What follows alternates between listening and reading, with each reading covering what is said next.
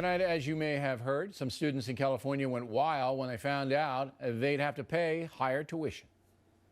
This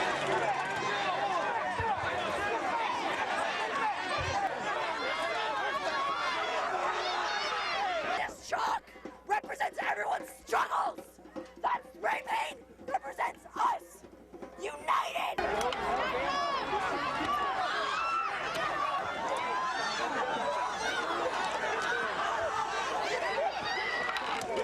All right, the irony here is that some of those students want America to be an entitlement society, but when the money runs out, as it has in California, they run amok. Joining us from Washington, Fox News political analyst Charles Krauthammer. So, Charles, how bad do you think the entitlement society in America is right now and is going to get?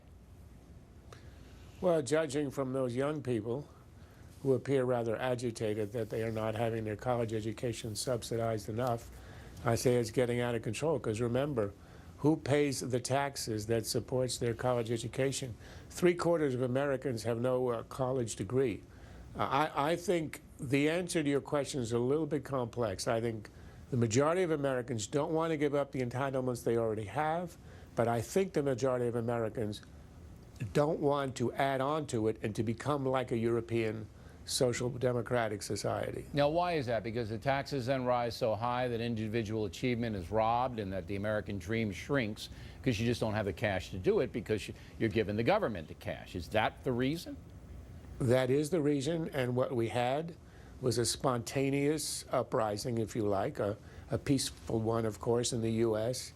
The tea parties, the town hall meetings of last year, the Massachusetts election, which all said very loud and clear, yes, we like our Social Security, but we are not going to add on to it with a new health care entitlement. We know we're going over a cliff with taxes and debt, and as a result, we want to stay where we are, stay Americans with some protections. We're not going to get rid of the New Deal or even the Great Society of Medicare, but no new stuff. Okay, and that's what the fight over health care is all about. It is. It is about that and smaller and versus larger government.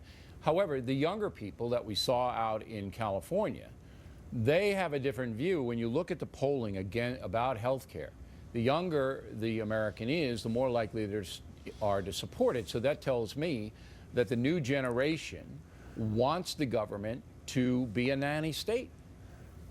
Except that the new generation is going to get older, and they're going to have a family, they're going to have kids, they're going to have payments, they're going to have a mortgage, they're going to pay taxes, and they won't like the taxes.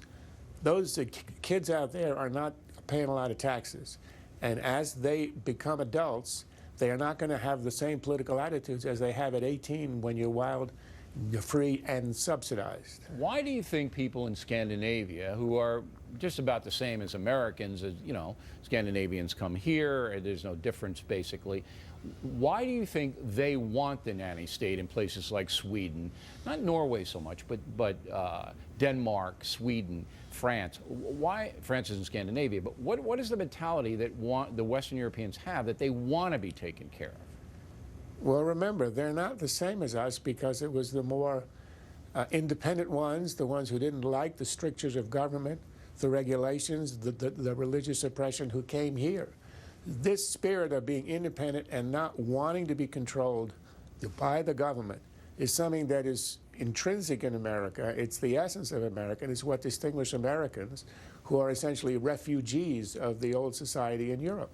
That's why it's always been harder to make Americans break to the yoke of government as happened in Europe. Look, once you get accustomed to the kind of entitlements that you have in Sweden, England, France, elsewhere, it doesn't get undone. And America is different. It's resisting the imposition of new yokes, and that's what's happening today. All right, Charles, thanks very much as always.